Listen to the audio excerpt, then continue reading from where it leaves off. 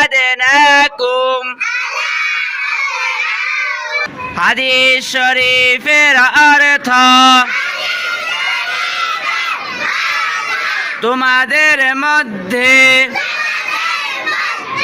সর্বাপেক্ষা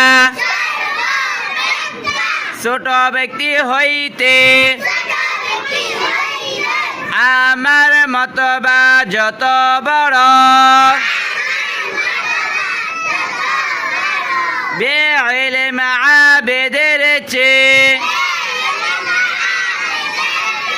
একজন খাঁটি আলেমের